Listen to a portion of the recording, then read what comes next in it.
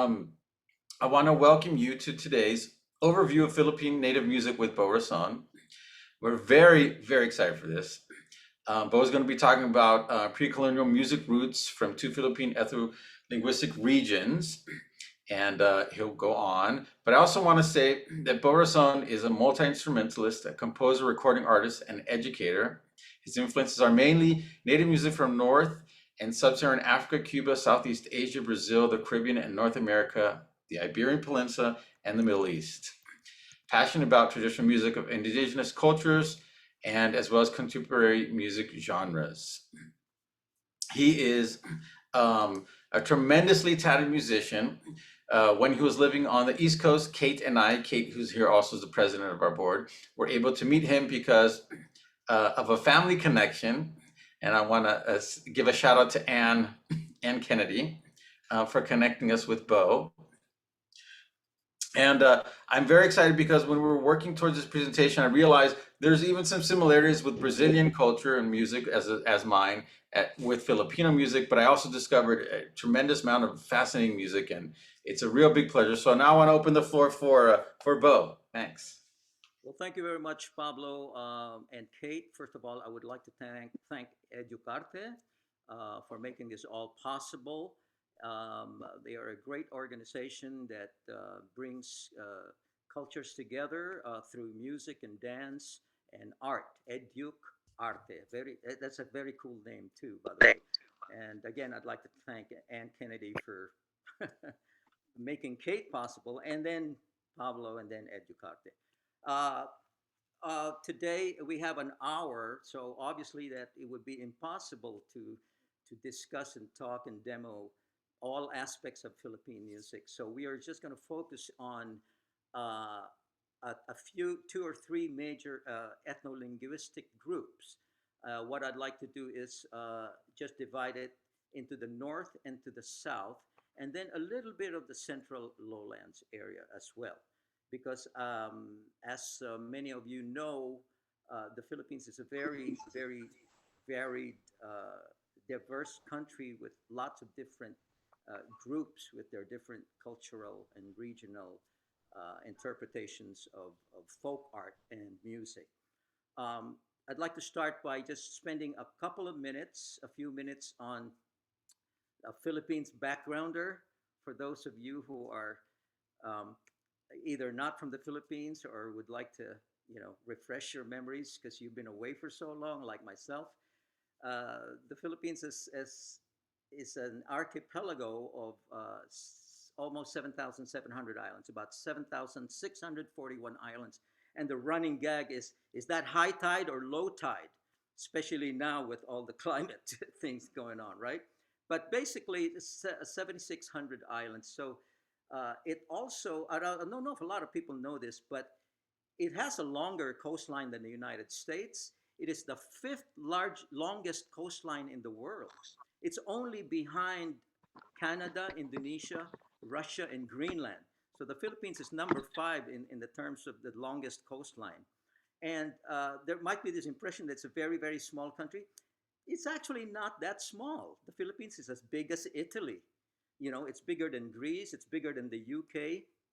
So it's not that small. It's not a huge country, but it's not that small either. And in this archipelago, there's approximately 175 ethno-linguistic groups. Yes, 175, depending on who you read, between that and maybe almost 200 ethno-linguistic nations or groups or tribes, we could call it also, with different languages, most of which come from an Austronesian origin. Now, humans and proto-humans have been in the Philippine Islands for a long, long time. Recently, there were remains of a proto-human hominid that was found near bones of a rhinoceros in the Philippine Islands that were 700,000 years old. So that's over half a billion years old that pre-humans have been in the Philippines. And archaeological evidence has shown that hominids have been in the islands for at least 70,000 years. Okay, 70,000 years. So it's been populated for a long, long, long time. Um, Before 12,000 years ago, before the last ice age, when the ocean levels came up, many of these 7,000 plus islands were connected, were one, land mass. And if you look at the map of the Philippines, I would like to, oops, my desktop here with the Educarte folder. Oh boy, here we go. I'm just gonna. Pardon me. I'm not. I'm. This is. Oh, there it is. Okay. So, so let's look at that. Um, so if you look at the map, you'll see that all of these islands. This is a general map. It doesn't show hardly most of it, but they could fit in a. Are you able to see this? By the way, everybody. No, the map is not coming up. Can you reshare it? Oh, okay. I'm sorry. Oh, I forgot to press share screen. Hello. Oh, sorry. Okay, here we go. Here we go. All right. How about that? Is Still that nothing. good? Are you sure you pressed a share and then selected Oh, what you want to share? okay. Let me turn it off again and press share screen. Um, uh, oh, I see. Here we go. There's so much protocol Great, here. there it is. Sorry, guys. Okay, there you go. If you look at it, you could almost see the jigsaw puzzle, like the parts fit, like Cebu and Negros and Bohol. If you just, there's just, narrow straits of water in between them. Imagine before 12,000 years ago when the ocean levels were higher, before were lower rather. This was all land mass, and then the ocean levels, came up 12,000 years ago. So uh, anyway, through the millennia, there have been five major migrations into the islands, showing that it was a pretty important gateway. Like it's situated right in the middle, Southeast Asia. So people from Asia and people from the Pacific, would come to the Philippine Islands. Of course, it wasn't called then. The ancient name of it was Mai, Chinese name. Also, the people before were practicing animism and shamanistic belief systems. So until the advent of between the 7th and the 12th century, the islands were part of the Sri Vijayan Empire, which was based in Sumatra. So it actually had Hindu Buddhist culture, which is interesting, sort of akin to what we find with the Khmers in Angkor Wat in ancient Cambodia, sort of a Hindu Buddhist culture. And we're going to see some vestiges of that in the music and in the instruments and in the language also. Um, Now, how do I go back to the major Zoom screen? I guess this is, um, oops. Okay, anyway, so without further ado, we're going to go straight to the music. Um, After this Hindu Buddhist part of the Philippine culture, Islam arrived in the 14th century. Traders from India and the Persian Gulf and Arab missionaries brought Islam. So in the 14th and the 15th centuries, Islam uh, spread fairly rapidly and established a stronghold in most of the islands, all the way up to the north in Luzon. So until the Spaniards came in the 16th century, Islam was pretty well established, and it still is in some areas now. Uh, so, like I said, we're going to uh, I'm going to divide it into north and south. So we're going to concentrate on some uh, music from the north, and then we're going to go to the south, and then we're going to go to the central lowland areas. The music from the north, the main island, which is called Luzon, uh, has a mountain range called the Cordilleras, and it's in the northern part of the islands. And this is where there are several ethnolinguistic tribes or groups that are still very much alive and with a vibrant culture today, that they have never been subjugated or dominated or colonized by any foreign power. So their culture is very, very much alive. We're talking about the Kalinga, Apayao, Ifugao, Kankane, Bontok people, and other people like that. And the main native music from here is produced by gongs and bamboo instruments. So, okay, excuse me, Pablo, how do you make the screen big again? Sorry. Oh, well, you can press Oh, the stop stop share share. button. Oh, Yeah. okay. I'm sorry, guys. I just. All right. Okay. Anyway, this should be a little smoother now, hopefully. Okay. So, right, what I have here. By the way, I got the native fabric also from the Cordilleras, from my Kalinga friends. Let's start with tongatong. Now, the tongatong, right behind me, they are stamping tubes. Okay, so these are bamboo stamping tubes, and as you'll notice, they're cut in different lengths. So this produces the pitch. So the length determines the pitch of the tube of the tongatong. They are normally played against the wood surface, either the hard floor surface. You can see that. Well, you can't see it, but that's what I'm doing. I'm going like this. Sometimes in recording, I like to use this. It gives it a little different sound. Here are some shorter tubes, which a higher pitch. And you can also hit them on the surface. So, tongatong, I was just speaking earlier today with my friend from Kalinga, and he was saying that they use this for house blessings and baptisms, and also he says they try to hit it to make the sound to hit another wood surface because they're trying to make right the spirit of the dead tree that it came from. So to have the house, get beneficial, good spirits, they want to make sure it's okay with the nature because somebody had to cut a tree to make these instruments. So they're trying to ameliorate the spirits that were upset by that. So it's a really, really very in one with nature sort of philosophy. Okay, now I'm gonna play some clips and explain what these are from some of these instruments. Now let's see, share screen. Okay, here we go. YouTube. The first clip we're going to see is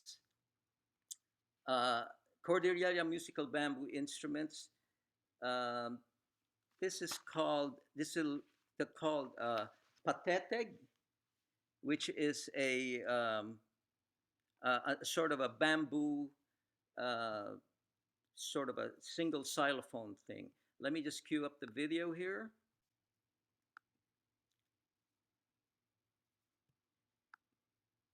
All right, let me cue up the time. Well, unfortunately, we have a 5-second. Okay, so I'm gonna cue the pathetic. This is the pathetic instrument. Can everybody see the clip now? Not yet. No, not yet. Oh, okay. I'm sorry. So that needs to have the share screen, right? Yes, and be sure to click the share sound option too. Oh yeah. Okay.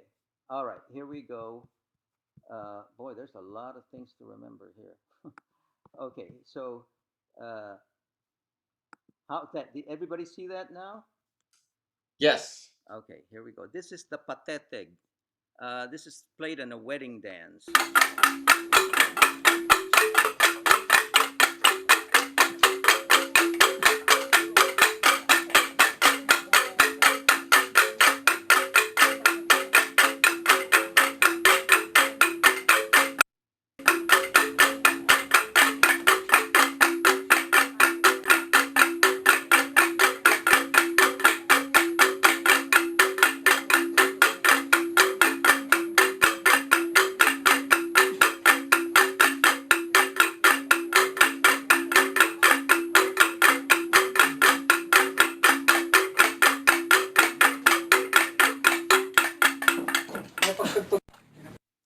Okay, so can I just leave that up there? Yeah, because it's in sequence anyway, right? So, Sure. and you can see me also in the small thumbnail. Yes. That they play that for weddings. You know, it's like a wedding dance. You'll notice the emphasis on the upbeat. It's a straight quarter note like duple meter, but there's a lot of upbeat syncopation, and each of the tubes has a different pitch, so they interlock, not just rhythmically but also melodically. So there's a melody played by the different uh, rhythms played, that the bamboos are played.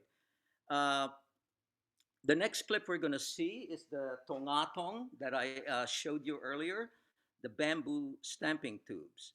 Um, Let me just cue it to. By the way, this gentleman here is one of the uh, most foremost proponents of Kalinga Highland. This is Highland Cordillera music from the tribes up in the north who were never colonized.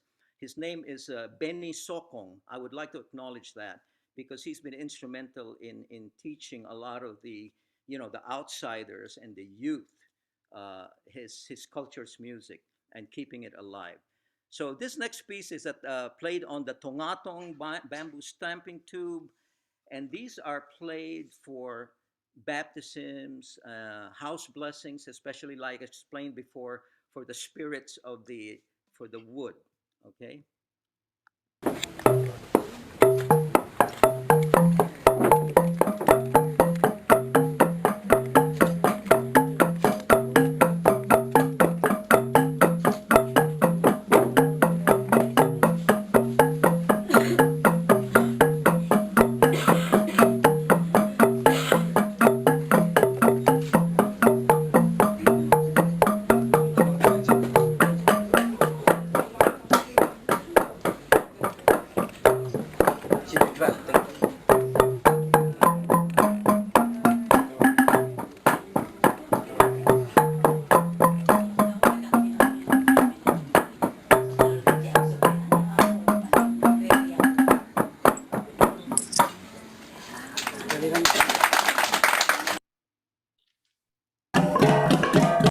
Okay. Uh, Oops. Oh, The LG signature. Embraces the harmony between Art and technology. LG signature. All right. I'm not sure what's going on right now, but let me try and cue it again. Okay.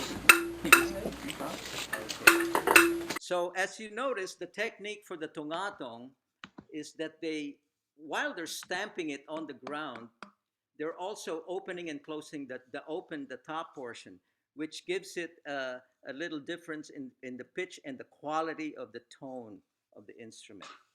All right, so next we're going to see what's called the patangguk. I'm going to cue it right to where it's supposed to be. Okay, the patangguk is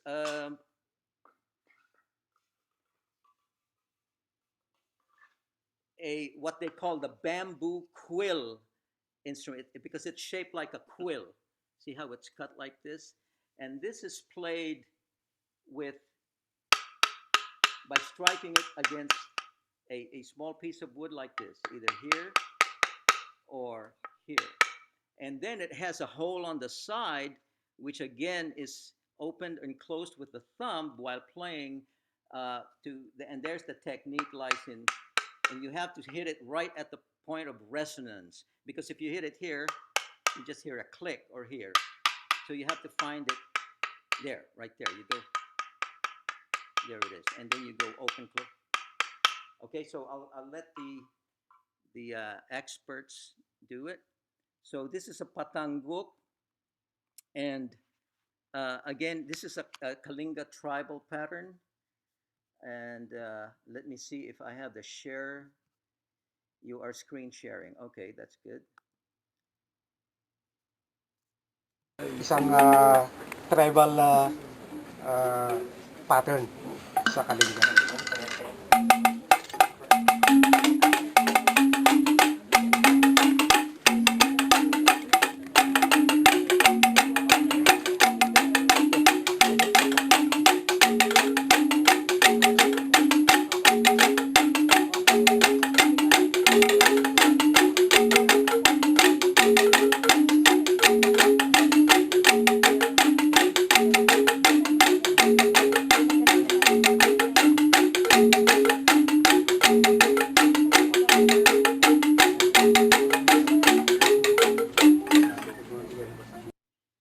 So maybe you're noticing now that the majority of so far we've heard in terms of the scale, the bamboo, individual bamboo pieces, and then played in the sequential manner that they are with the polyrhythms, are a pentatonic, mostly pentatonic scale, minor pentatonic or major pentatonic, which seems to be a characteristic of the tribal groups, not just in the Philippines, but many places in the world that were, the primordial type of cultures that came from the way, way, way, way, way back, before any type of uh, um, people who, incoming populations from other places. Okay, so the next instrument is, this is my personal favorite. This is called the bungkaka. Now, I might add that some of the names of these instruments are rather onomatopoeic. No, they're onomatopoeic because the name is, it sounds like what the sound of the instrument. So,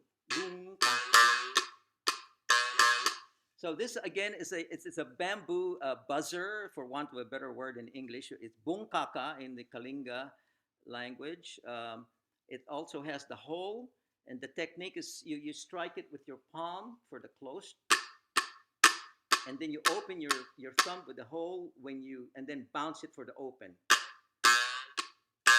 So there's almost like a wah wah sound there. Pretty cool. And then of course it comes in different lengths. Here's a shorter one with a higher pitch. Well, it's actually a lower pitch. It's kind of strange, but now we'll let the experts play the bungkaka. Now they play this right before harvesting the rice, because these are the cultures that carved the mountain. They've carved entire mountainsides and planted rice for thousands of years. They've been doing that. So the famous rice terraces. I'll show you a picture later. But they play this bungkaka right before the rice harvest. To have a bountiful harvest and everything's all abundant. Here is the bungkaka. Got to cue it first.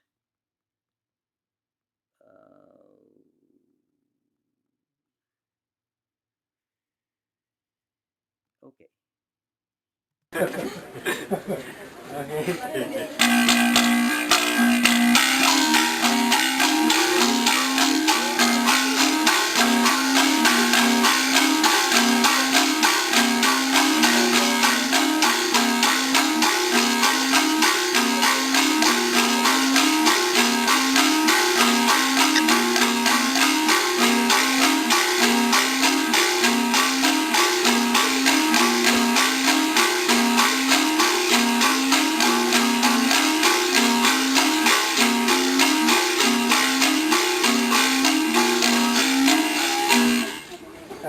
Ginagamit nila ito.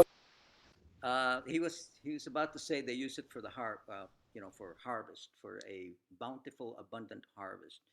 The next instrument from this group is called sagay-pu. Don't worry about the spelling in case you're interested, because the spellings change, especially with a lot of the ethnic instruments. And uh, sagay-pu are the bamboo panpipes. But instead of being strung together like the Andean panpipes from Peru and Bolivia, they're individually played. Again, you notice the pattern with all these instruments. It's a collective activity. Each player has one instrument, but all of them together make the beautiful sounds and the music.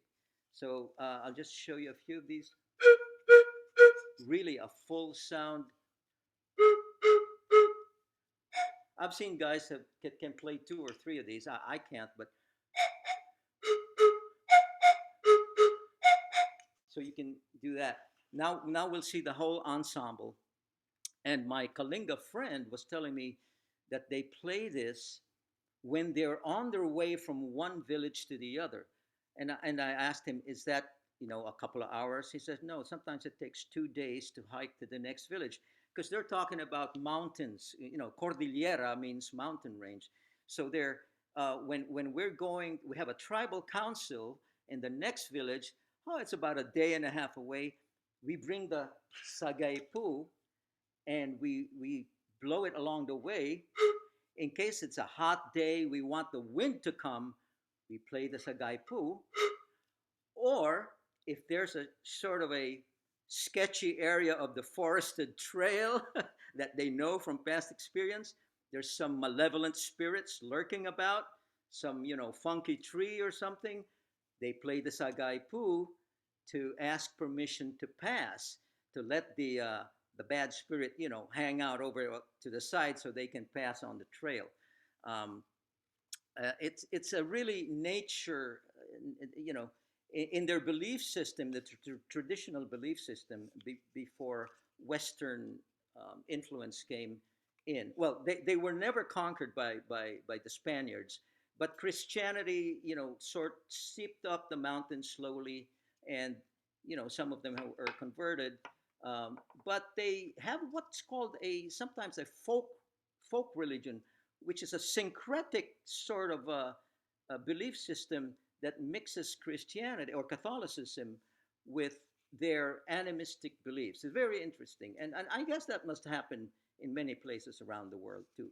But anyway, they also use this to find out their bearings in case it's a dark night or a dark foggy day. There's fog up there. They use this to get their bearings where they are, because they'll start playing this, and maybe another group like a kilometer away will hear and they'll respond. It's a communication tool as well. So it's very interesting what they use this for. So let me just cue it up. 712. Whoops. Okay, here we go. That's close enough. Lakad nila.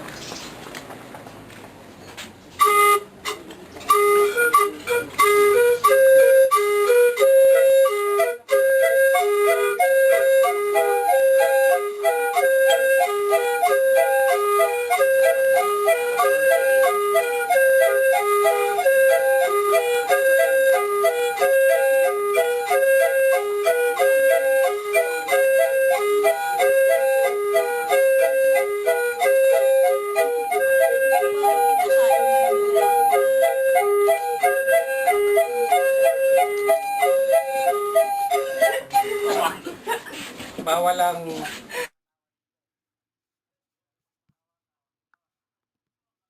Oh, you stopped the share. Are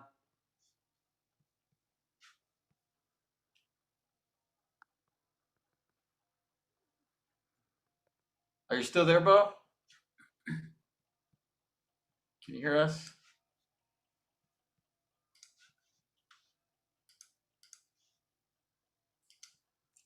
I can't. What happened to the YouTube?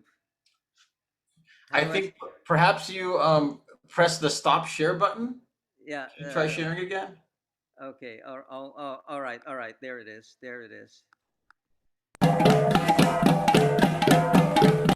I'm sorry. Okay.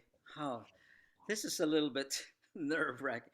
It's going well. It's going well, which is really I'm fascinating. sorry. I apologize again. Anyway, so that was the bamboo aspect. Now I don't know if you can see the screen share. Are you seeing it? Yes, we're all seeing it. Okay. This is another tribe, Cordillera tribe. They're called the Gadang people. Gadang.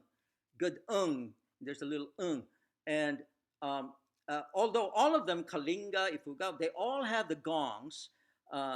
This particular interpretation is from the Gadang group, okay? And again, you'll see the same principles at play, where interlocking rhythms played individually, but it's a collective effort to produce the sound of the music. Here we go. These are the gongs called gangsa.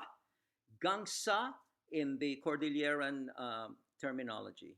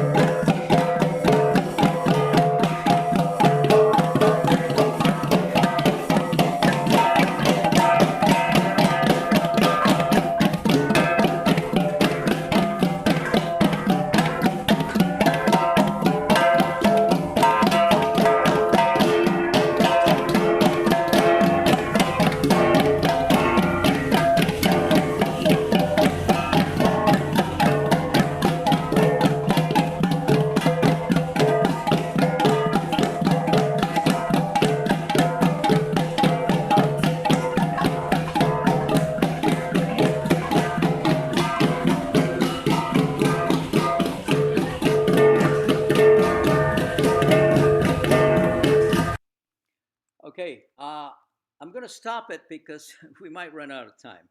It's so fascinating and interesting, and also mesmerizing that you want to just kind of zone out. It's beautiful stuff. Um, so that particular clip, I chose that because it's one of the few that I've found it actually shows you the technique. You can see that they're using these are the flat gongs, the gangsa.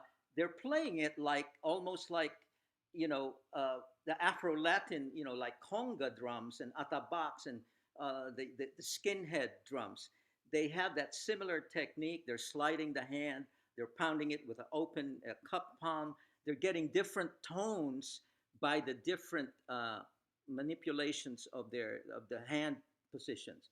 So you'll notice the one guy at the end, similar to also other uh, uh, Afro-Latin traditions, or Brazilian or Cuban or West African, that the supporting drums play a straight pattern, which is the bass, and then there's one drum that is soloing.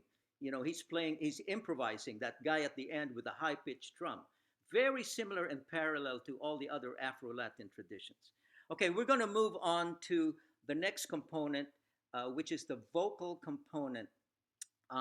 And I'm going to pick one of the tribe, the group now called the Ifugao, which is where the rice terraces are located. And they have an epic primordial, well, from primordial times chant. It's called the Hud Hud. And in this chant, they have it's a large body of work. There's all over 200 chants and 40 episodes of this Hud Hud, and they tell the stories of ancestral heroes that existed, centuries and centuries in the past, even 2,000 years. They trace the genealogy of the tribal line and all the traditions, the beliefs, and the moral codes and the laws.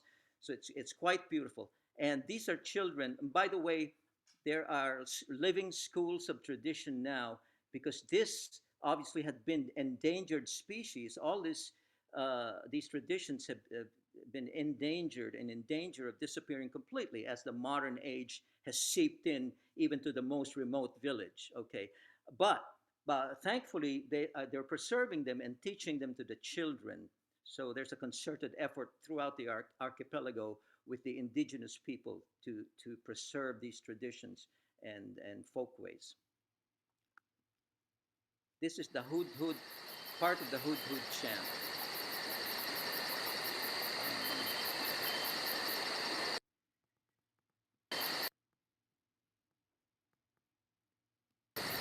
Ohem panatalan kadakalan ya agapawan dayanan wangawangda ada makawayan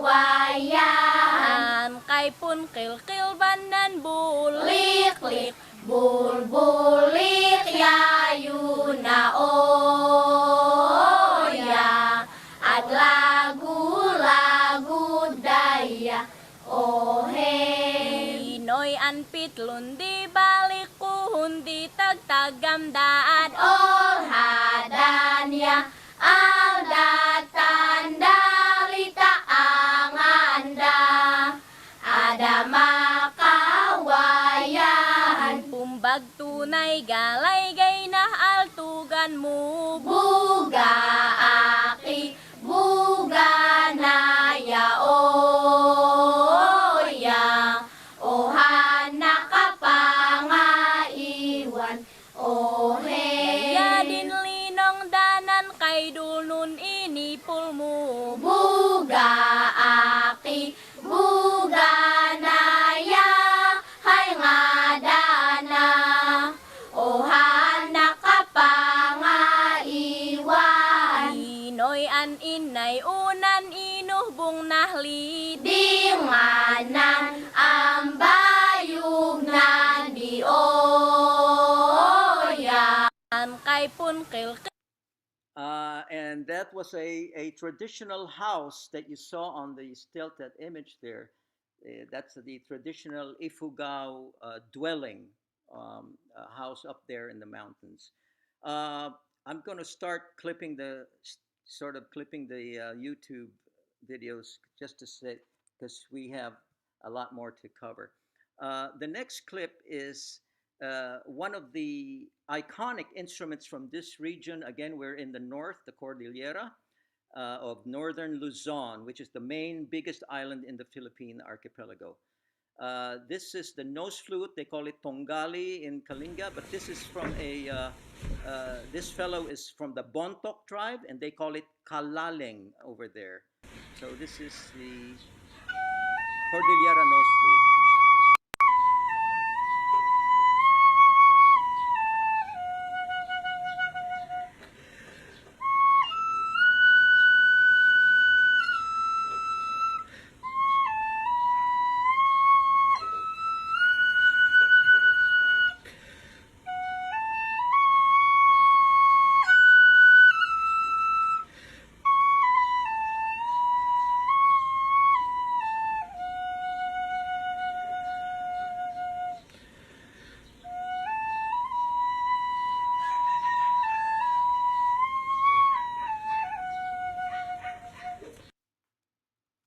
So that is the iconic nose flute of the Highland people. It almost, sounds like some of the stuff you hear in the Andes, like Peru or, Ecuador. It's interesting how all around the world there's all these parallels and similarities among the original peoples, First Nations peoples. It's just amazing. I mean, I could just wax on over it forever, but too bad we only have an hour. Anyway, so I'm going to skip over a couple of the clips that I have lined up. But I really must play this one clip because this one clip is just the village people in this particular village up north having fun, partying, and there's no tourists around. They don't have to put on a show for the visitors. They're just themselves enjoying and playing their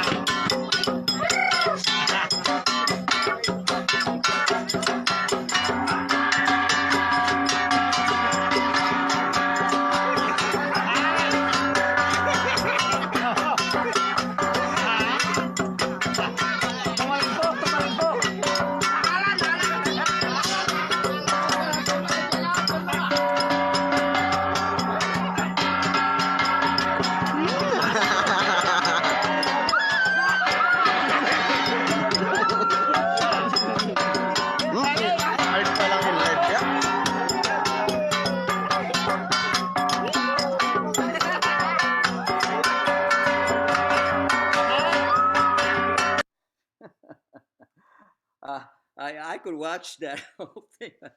By the way, they have some of the best rice liquor in the world. They call it tapui.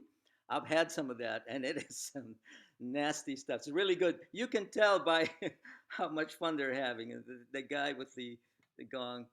Okay, well, that is our sneak. You must have been drinking it. The sneak preview of the north tribal music or native music from the north of the Philippines, the Cordillera region, and all those tribes I mentioned. Now we're going to jump and skip over the central Visayas region. We're going to go to Mindanao, which is the biggest, second largest island, and it's all the way down to the south. I'd like to start by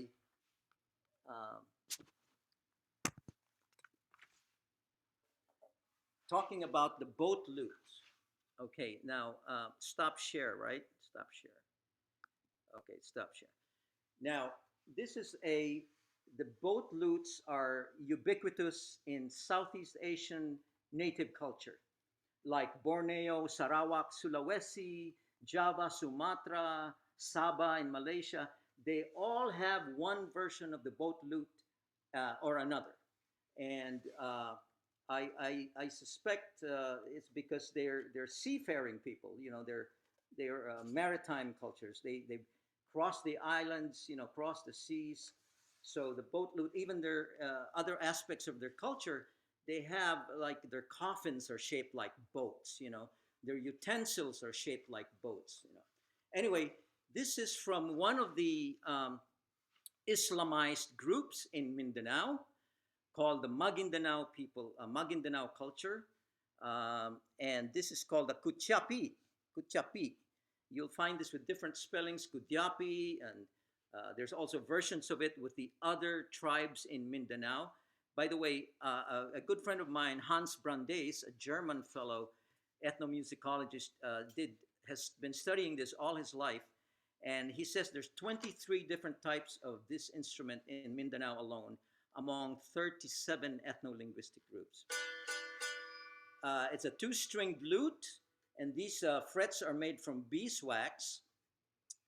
And there's one string is the drone string, and the other string here in this particular kutyapi that's an octave, and then the open one is a dominant seventh. So yes, the hegalong is also considered part of that family. I'm sorry, I can't see all the chat, but we'll get to it after the session.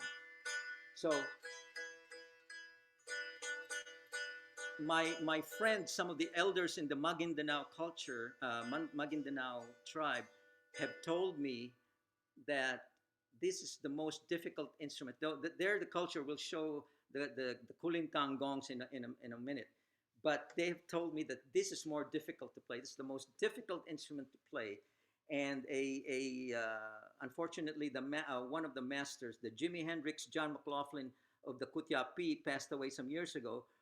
Just when I was going to go get a lesson with him, he unfortunately passed away. His name is Samaon Sulaiman, and he says that you want to learn how to play this thing, you give me 7 years of your life. So I'm just obviously a beginner, but this piece was taught to me by Karatuan Kalanduyan, who is the younger brother of my now deceased friend, Danongan Kalanduyan, who was a pioneer of Kulintang music in North America. We'll get to that later. This is a piece is called Mamayog. It's a courtship song, and on the Maguindanaoan Kutyapi.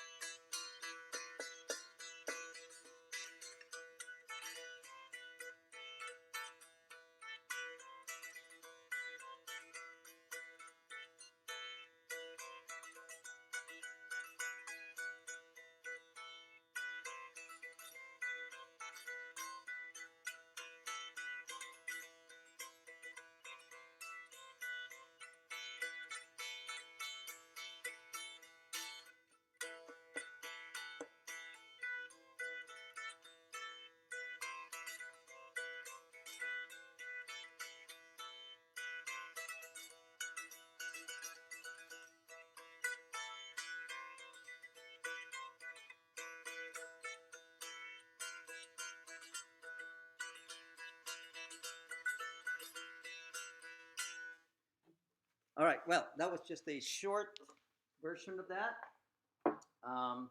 Now we're going to see that person I was talking about. Oh, let me put my headphones on.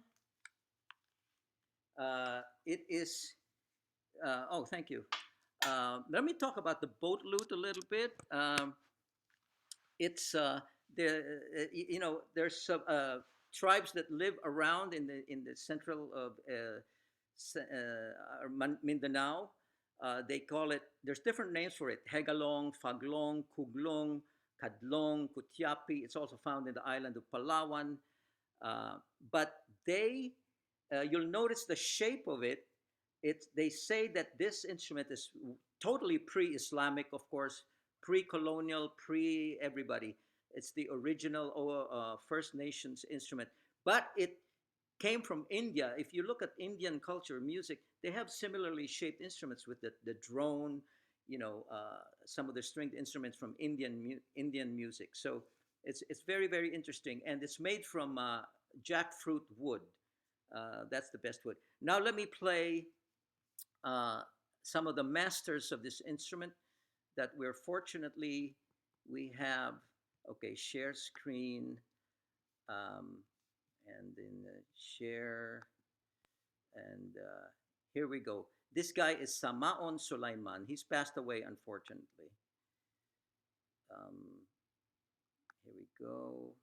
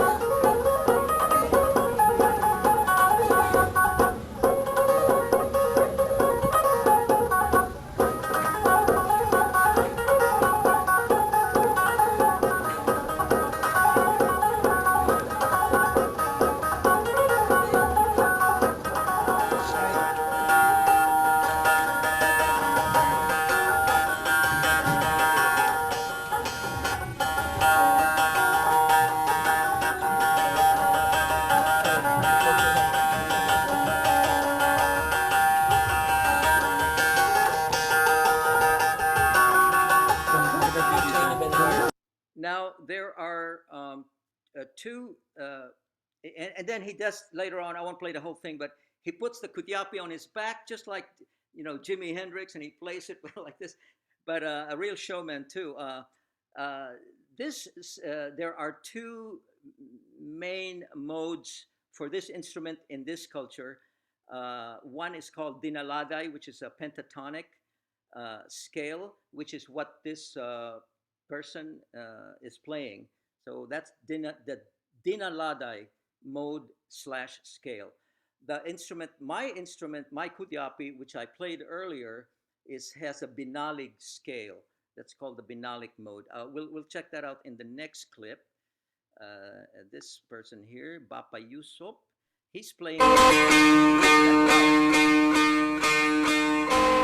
You might want to adjust your headphones or your volumes accordingly because some of these levels are up and down. So this is now the binalig scale. Earlier it was dinaladay, this is binalig.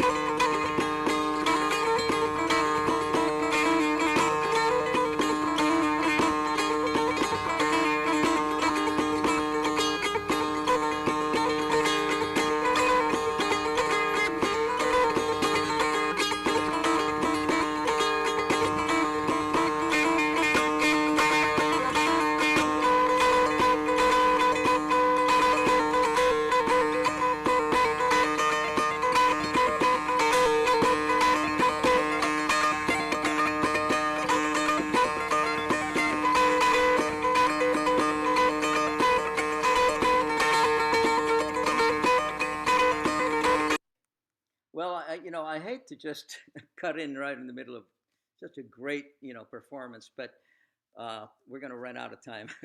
Oh, we're getting a few questions about what those strings are made out of. The frets. The strings. Oh, the strings. Yes. They're normal. They're not normal strings, because they're longer scale than guitar strings. But you can actually use guitar strings. Like for mine, I use the high E string, the thinnest E string, and it's long enough that you can use them. So nowadays they use guitar strings, but traditionally they use some sort of wire, very thin wire to make this sound. We're going to do, okay, so this is the boat lute family from this ethnolinguistic group. Now the other very dominant instrument grouping in Mindanao, in the cultures of Mindanao. By the way, there's a lot of people have settled in Mindanao, but originally the Aboriginal non-Islamic indigenous populations, they're called Lumad, Lumad. And we have many groups or tribes with that, the Tabagobo, Bukidnon, Blaan, Mandaya, Manobo, Subanon, Tagbanwa, Talaandig, these are the non-Islamic indigenous peoples. Then when Islam arrived in the 14th century, some of these indigenous groups got, Islamized, and this boat lute group that we've been looking at, Maguindanao, the Maranao, Tausug, Yakan, Samal, Bajau. So you have the two indigenous groups in Mindanao comprised of the non-Islamic and the Islamic ones. We're going to move on now to, as you can tell, as you can see, the Kudyapi has a very, if you master this, and it takes years and years and years, very high virtuosic performance element in technique and execution. So let's move on now to the Gong family. And let me stop share for a second. I'm just going to pivot my laptop around. This set of gongs, this is called the kulintang. They're normally on a stand and they're set, 8 in a row, all in a row. But I don't have a stand for it right now. But there you can see that's the kulintang gongs. And most of the groups in Mindanao have, especially the Islamized groups like the Maranao and the Maguindanao and the Yakan, the Tausug and Samal in one form of another. Even some of the Lumad groups have them, instead of down horizontally, they have them hanging, they play them like that. Now, people in that culture, they usually learn on small gongs called saronai. This one I have a stand for. This is called the saronai, and I can just play a little piece of it. That was, I'll play that Mamayog. Can you, okay, 1 second.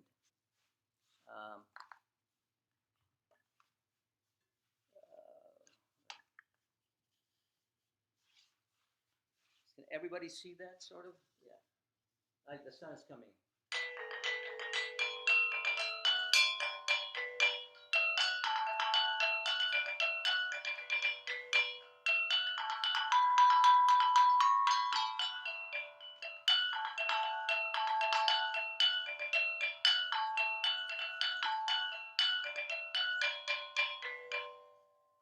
So just a short sample there. It's got a really nice sonority, very sweet sound. In fact, a little plug here. I released an EP, a short album 2 years ago, and I called it the Saronai Sessions. I named it after that instrument. And it's available online on all the digital platforms. Just a little plug there. The Saronai Sessions. So, highlight, Anne, thank you. We are going to move on now because we don't have much time left, unfortunately, to some clips of the Kulintang players. Now, I don't have the agong. This one is called a babandir, and it plays the time. It's the timekeeper, sort of like in Latin music, the clave. So the babandir plays the timeline, and then these are not Maguindanao or Maranao agongs, but they're called agongs. These are Yakan agongs. They've seen better days, but I have them here. So they're like smaller than the Maguindanao agongs, which are they play the bass function. So this is the timeline clave, John, and these are the bass, and then the kulintang plays the melody or the head. And I don't have the other component called gandingan, which are 4 gongs in a stand hanging like this, and they play a sort of an ostinato mid-range pattern. Now I'm going to play you some clips of some of the major. By the way, every region has their own take on the major genres and rhythm families of these cultures in Mindanao. So, the Maranao will have them, the Maguindanao, but not only that, every region and then every village will have their own, take on, let's say, one of them is called Tidtu, right? And you'll see that in a second. they'll have their own version, their own interpretation of it, but not just village to village. Sometimes from neighborhood to neighborhood, from hood to hood, they'll have different, their own little arrangement. Because the whole thing is to try and impress people, and improvising is a big, improvisation is a major component of this. The more creative you are, the more original, and the faster you are, the more people will be impressed. Because the Mindanao people who have this in music and their culture, they don't want to be bored. They want to see some virtuoso performances. So without further ado, I'll show you exactly what I'm talking about. And let me just share screen here. And the Educarte folder. Boy, here we go again. Oh, there you go. Oh, okay, let me see.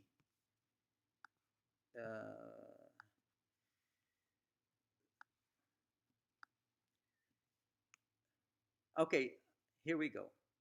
Here we go. What happened to the? Oh, okay, these are called babus. It means aunties.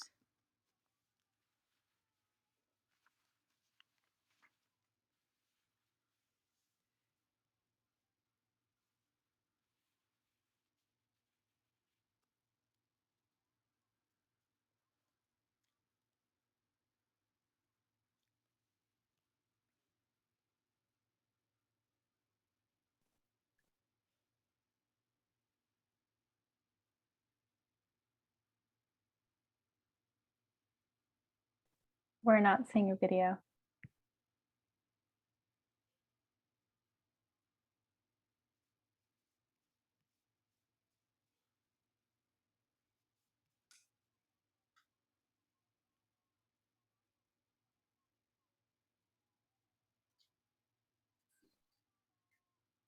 But we're not seeing a video.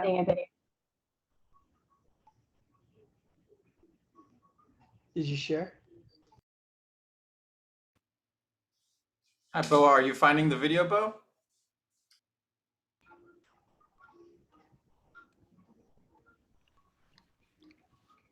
Well, we can't see.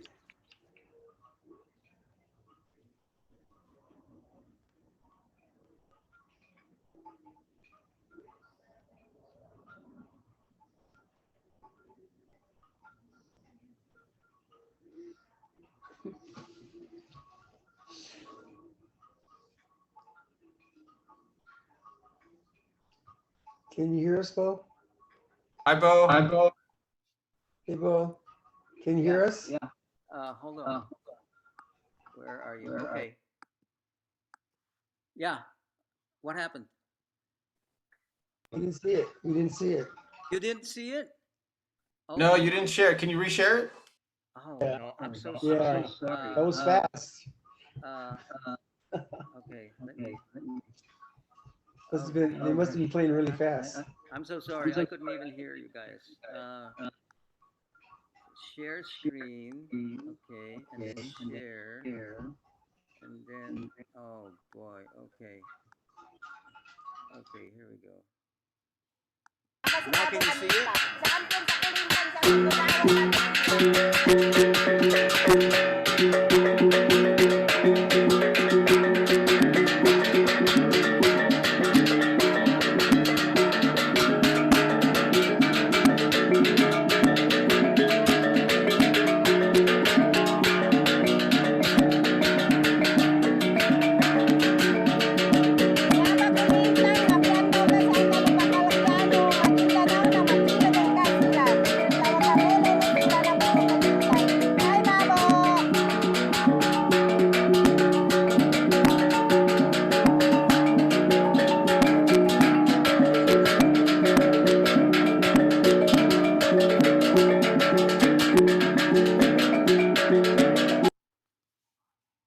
That was those are, by the way, traditionally kulintang. This is the ensemble, and it's also the music's called kulintang.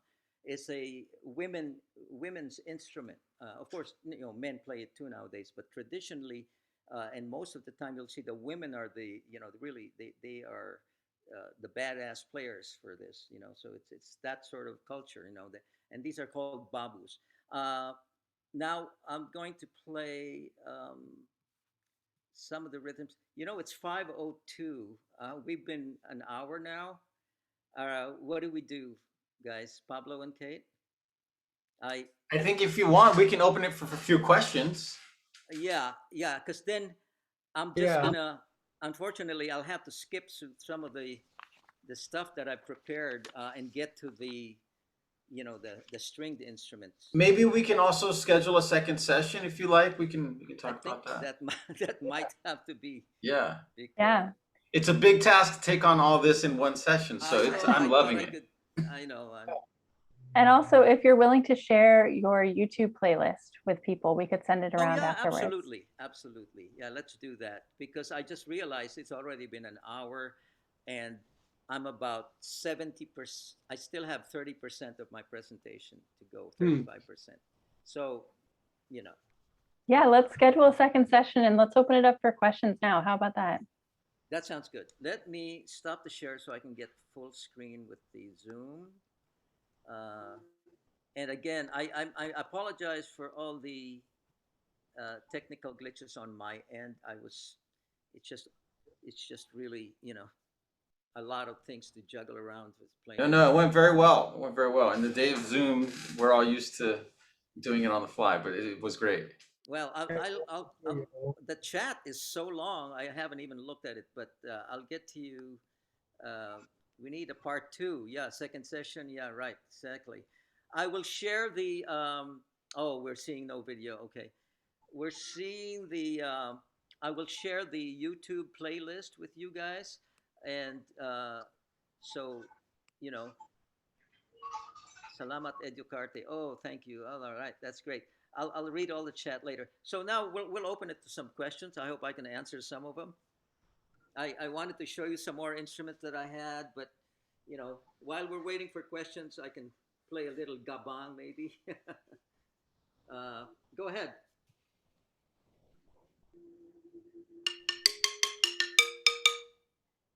This is a gabang from the Yakan tribe.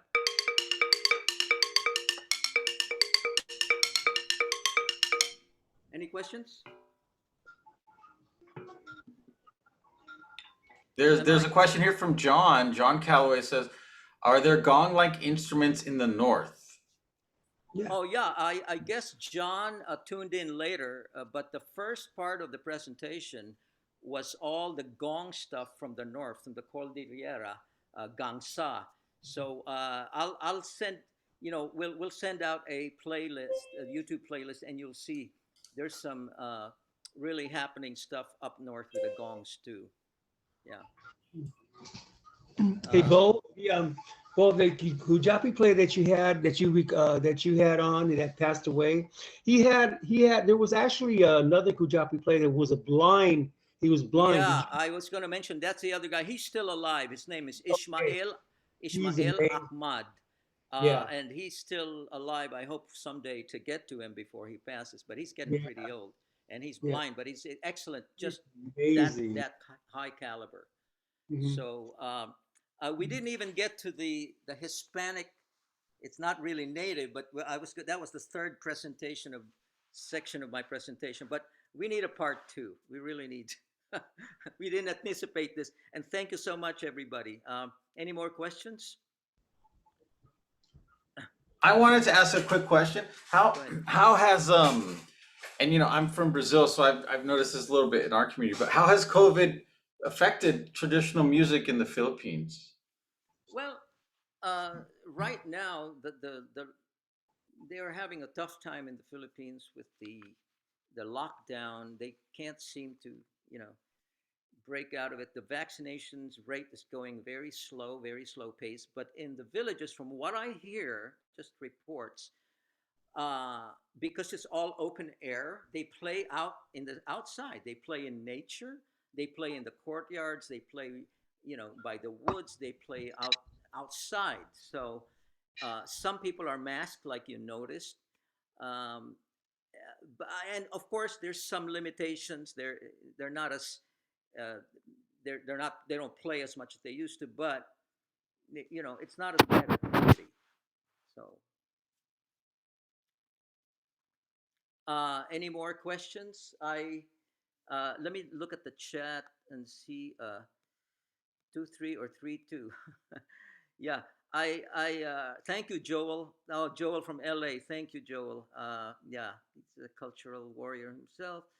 Uh, I'm sorry for that 1 minute that got lost because I wasn't even hearing, and I couldn't see the chat. Like I say, I'm still challenged with the the shifting, splitting the screens and switching screens. Um, We have a question from John who's asking, he says, Yeah. pop music is so big in the Philippines. How is traditional music perceived or shown? Well, the title of this presentation was an overview or a peek at native music. I precisely didn't want to get into the whole music scene because obviously in the throughout the island, not just in the cities, but there's a homogeneity that's happening all over the world anyway. In every village in the world, you can hear K-pop and uh, you know uh, hip hop and Sting and whatever, Beatles and whatever. So that's I didn't want to get into that area in terms of how native tribal music.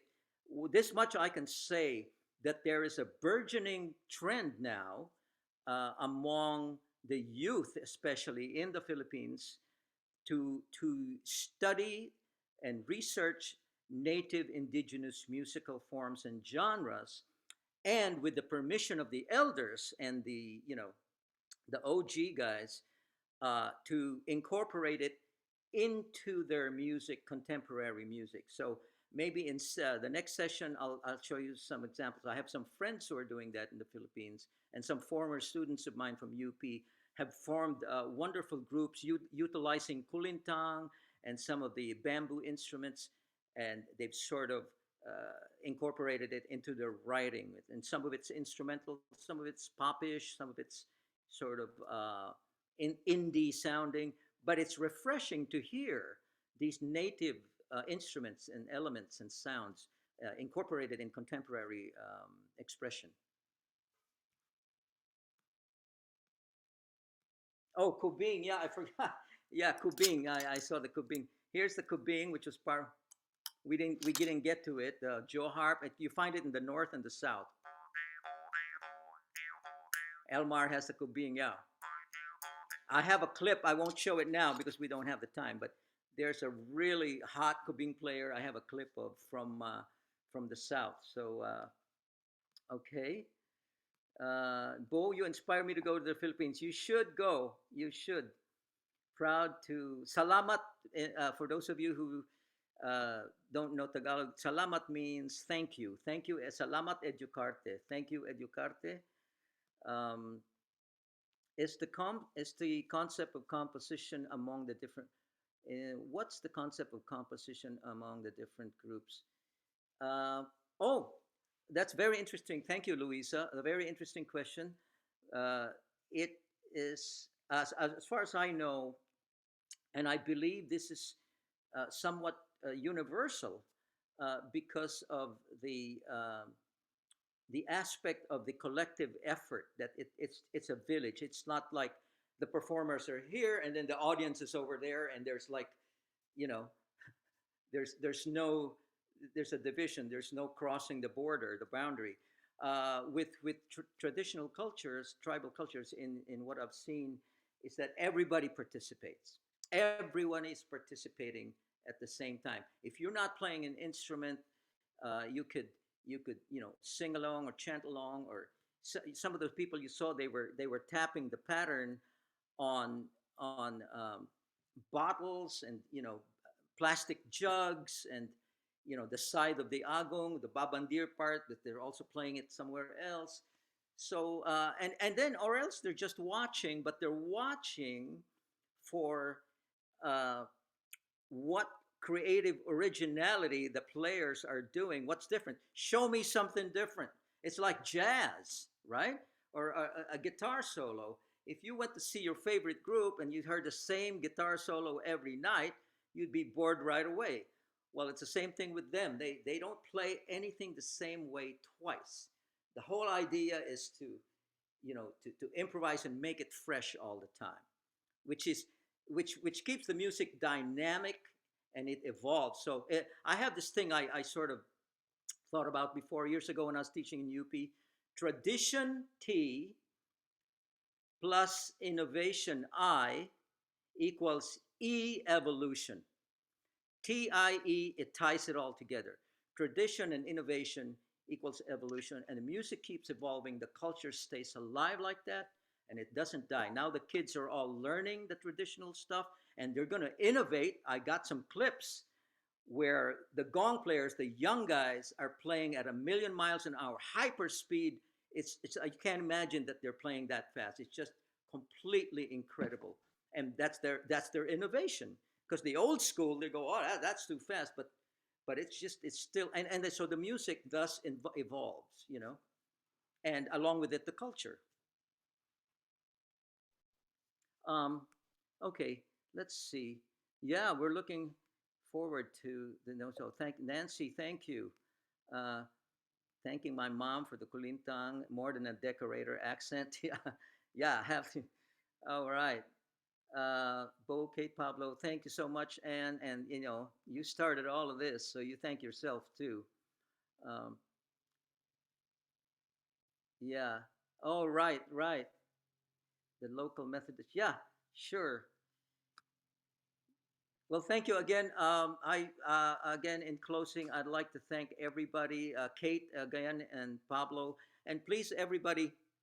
I I wanted to get to this music that I was gonna sort of uh, tell you about the CDs that I'm involved with this kind of fusions of traditions and neo Kuluntang. I'll just do it anyway. Uh, I was in a group with a master Kulintang player who unfortunately passed away a few years ago, but it was called Subla, and this is available online. By the way, this is the ancient Philippine writing, the ancient script. You see, it looks like some of the Asian writing, um, script. And this is called Subla, and we mix Kulintang music with jazz. So we were all students of our mentor Danny Calanduyan, who unfortunately passed away. He was the pioneer of Kulintang music in North America. He taught everybody here, and even in Canada. So many of his former students and disciples are all teachers on their own in their own right now, somewhere in the Bay Area. They've been spreading the Kulintang tradition. So if you can check it out, Subla Neo Kulintang. Thank you once again for letting me plug some of these. Pablo and Kate, it's been great. Everybody, thank you so much. Maraming salamat po. Muito obrigado. Muchas gracias. Grazie mille. Pini, grazie mille. I see you. And Daniel, everybody, thank you so much. And here's to part 2. We'll make the announcement. By the way, email me and I'll send you the YouTube playlist. Bo Razón Music, one word, lowercase. Bo Razón Music at Gmail. Okay? Just email Thank you, me, Bo. anybody, email me, I'll send you the playlist. And we All will right, also send it around to everybody. Yeah, Have a we'll, great and weekend. we'll send an email about the second one. And I just want to thank everyone for coming. There's a great turnout, a lot of support for the music. And I want to thank Bo because it's really, Bo is a very talented and extremely knowledgeable musician, and he's very kind to take his time to share this. So it's an honor, and I want to thank you. And wish everyone a happy weekend. It's a holiday. Yeah, happy holiday weekend for the ones in the USA. Yes. Also, I'd like to add one more thing. Folks, please check out the Educarte website. They are an organization doing wonderful things, spreading culture, Brazilian culture, and world, global, fusing global genres and movements like Irish dance with northeastern Brazilian dance, frevo with the jig, just fantastic stuff. Brazilian percussion workshops, etc., etc. So check out Educarte, a really wonderful organization. Thank Hopefully, you. at some point with Bo, we can do a Philippine Brazilian collaboration too. So. Exactly. There's so many parallels. Take care, Bo. Awesome. Thank you, everyone. Thanks so much. Bye-bye, everybody. Thanks. po. Stay safe.